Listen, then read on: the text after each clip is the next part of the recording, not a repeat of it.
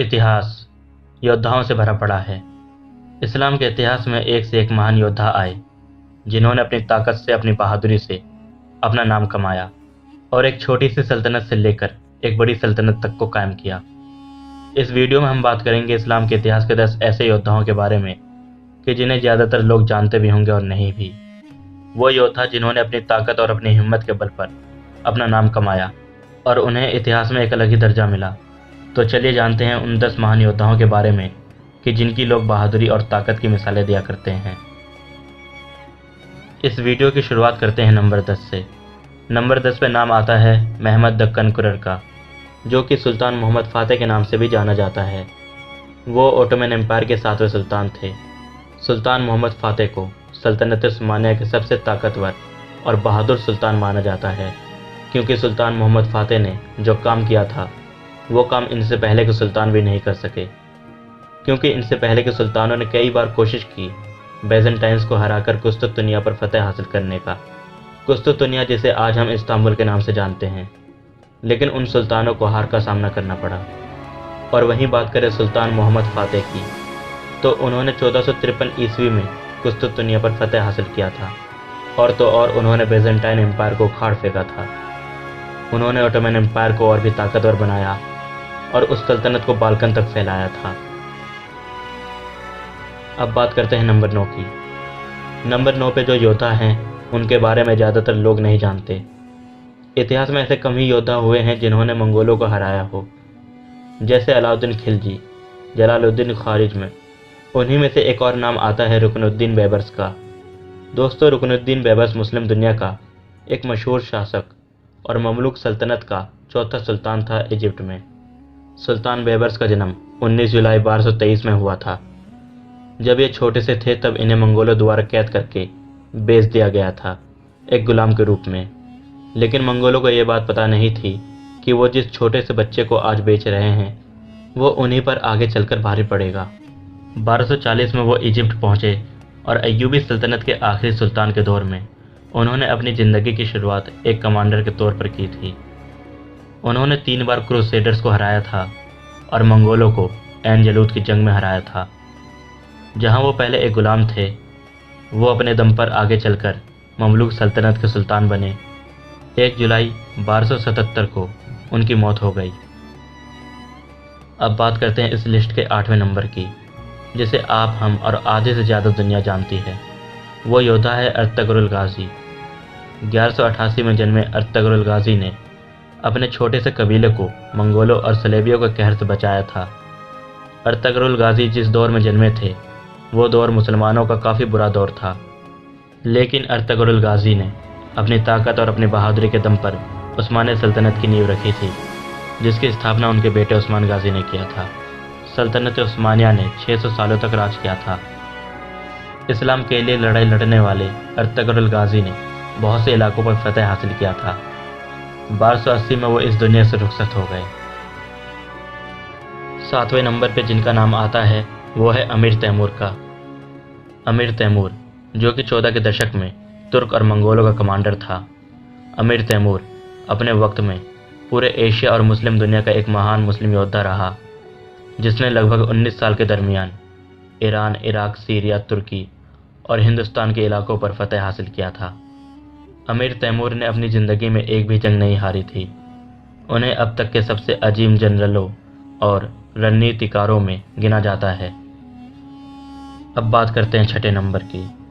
6ठे number पर जिनका नाम आता है वो पहले मुस्लिम योद्धा थे जिन्होंने हिंदुस्तान की ज़मीन पर कदम रखा था, जिनका नाम था मोहम्मद बिन कासिम। मोहम्मद बिन कासिम, जो कि एक उम्मयद जनरल थे, जिन्होंने 17 साल की उम्र में सिंधु नदी, सिंध और पंजाब पर फतह हासिल कर लिया था। मोहम्मद बिन कासिम ने सिंध के आखिरी हिंदू राजा दाहिर को हराकर सिंध पर फतह हासिल किया था। मोहम्मद बिन कासिम को सिर्फ इस्लाम में ही नहीं बल्कि दुनिया के इतिहास में भी महान जनरलों में गिना जाता है। अब बात करते हैं नंबर 5 की। नंबर 5 पे जिनका नाम आता है वो है हारून अल रशीद का। हारून अल रशीद 786 में अब्बासिद सल्तनत के 5वें खलीफा बने थे। वो एक महान लीडर थे। वो अपने दौर के सबसे ताकतवर लोगों में से एक था। جب ہارون الرشید گدی پر بیٹھے تھے تب اسلام کا سنہرا دور چل رہا تھا۔ جب ان کی حکومت تھی تب ان کی سلطنت اپنی طاقت میں تھی، جہاں انہوں نے اپنی سلطنت کو موراکو سے لے کر انڈیا تک پھیلایا تھا۔ انہوں نے 797 سے 806 تک بیزنٹائنز کو ہرایا تھا۔ ہارون الرشید ان مہان لوگوں میں سے ایک تھے جنہوں نے اسلام کے طور طریقے کو آگے تک بڑھایا تھا۔ وہ اتہاس میں مہان مسلم لیڈر کے طور پر جانے جاتے ہیں۔ بات کرتے ہیں چوتھے نمبر کی۔ چوتھے نمبر پر جن کا نام آتا ہے انہیں مسلم دنیا میں سب سے مہان کمانڈروں میں سے ایک کمانڈر مانا جاتا ہے۔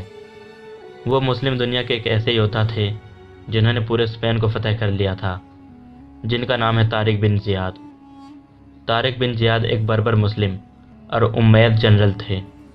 وہ موسیٰ بن نصیر کا ایک بھروسے مند غلام تھا۔ طارق بن زیاد نے 712 میں گواڈیلیٹ کی لڑائی میں انہوں نے ویسی گوتھ کی سینا کو ہرایا تھا۔ ویسی گوتھ کی سینا ان کی سینا سے 3 گنا زیادہ بڑی تھی، لیکن پھر بھی اپنے ہمت کے بل پر انہوں نے ویسی گوتھ کی سینا کو ہرایا تھا۔ طارق بن زیاد نے 300 عرب اور 10,000 بربرز کے ساتھ مل کر اسپین کو فتح کیا تھا، اور انہوں نے ایک ایسی سلطنت کی بنیاد رکھی تھی جہاں اس سلطنت نے 1200 سالوں تک راج کیا۔ تیسرے نمبر پہ جن کا نام آتا ہے وہ ایک ایسے یودھا تھے جنہیں صرف مسلم دنیا میں ہی نہیں بلکہ عیسائی دنیا میں بھی ایک مہان انسان مانا جاتا ہے، جن کا نام تھا سلطان صلاح الدین ایوبی رحمۃ اللہ علیہ۔ سلطان صلاح الدین ایوبی جو کہ 100 سے بھی زیادہ جنگوں کے وجیتا رہے، ایک وجیتا، شاسک، بہادر، ایک لیڈر اور ایک نیک دل انسان۔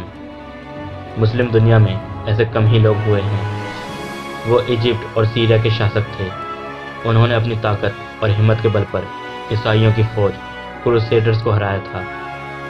انہوں نے یروشلم یعنی بیت المقدس پر فتح حاصل کیا تھا۔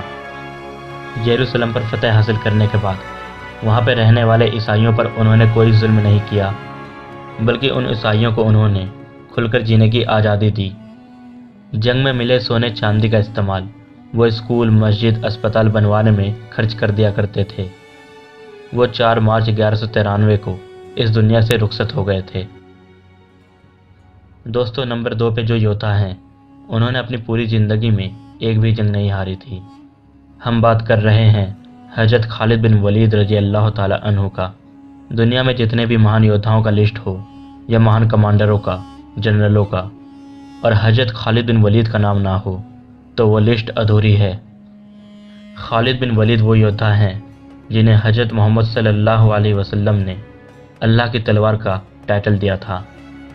حضرت خالد بن ولید نے اپنی پوری زندگی میں 100 سے بھی زیادہ جنگیں لڑی تھی اور انہوں نے ایک بھی جنگ نہیں ہاری تھی۔ ایک جنگ کے دوران تو انہوں نے 9 تلواریں اکیلے ہی توڑ دیا تھا۔ یہ دیکھنے کے بعد ان کے دشمنوں نے ڈر سے ہتھیار ڈال دیے، اور تو اور انہوں نے ایک بار زہر کی شیشی کو اپنے دشمنوں کے سامنے ہی پی لیا تھا، جہاں انہیں کچھ بھی نہیں ہوا اور ان کے دشمن ڈر سے کانپنے لگ گئے۔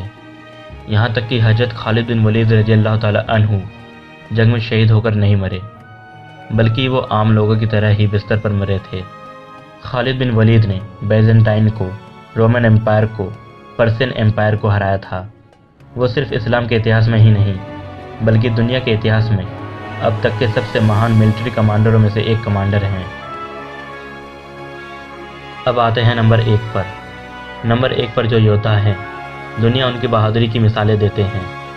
اسلام کے چوتھے خلیفہ اور حضرت محمد صلی اللہ علیہ وسلم کے چچیرے بھائی اور ان کے داماد حضرت علی رضی اللہ تعالی عنہ۔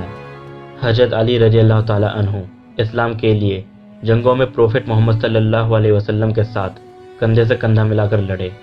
حضرت علی کی بہادری اور طاقت کا اندازہ اسی بات سے لگایا جا سکتا ہے کہ انہوں نے جنگ خیبر میں یہودی لشکر کے مکھیا مرحب کو ہرایا تھا۔